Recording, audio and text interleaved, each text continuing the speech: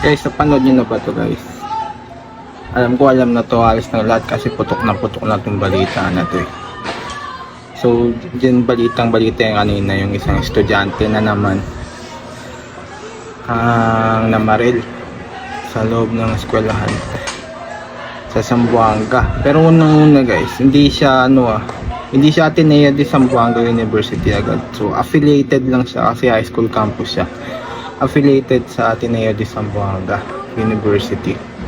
So yung bata guys, grade 9, may dala siyang pistol at rifle.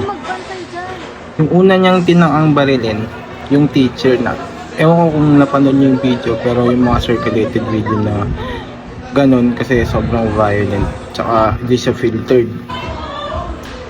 Ngayon dinidelete na ng Facebook eh.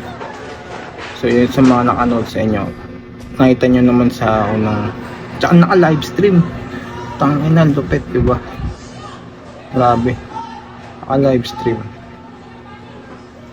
Although meron mga dating cases na naka livestream din yung violence, pero ito kakaiba kasi hindi lang violent yung act, tapos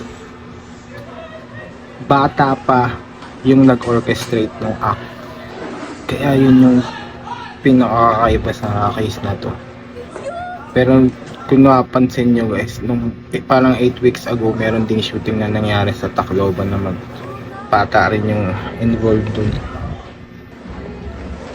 So dun nga sa video nakita natin na una niyang tinakang barilin yung teacher, pero hindi tinamaan. May mga article akong nabasa na yung teacher daw member ng LGBTQ, pero wala namang direct link na o patunay na dahil doon.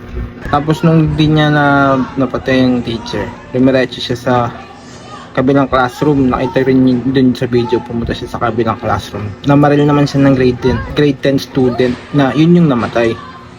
Kaya sabi sa balita, dalawa yung confirm na patay. Kasi yung unang namatay is yung grade 10 student. Pangalawa, yung mismong bata na may hawak ng baril nung nag-livestream, yung main suspect.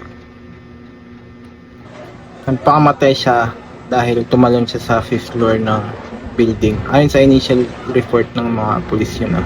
Grabe guys, naka-livestream, tapos yung camera naka-mount dun sa katawan ng baril ng rifle at pistol.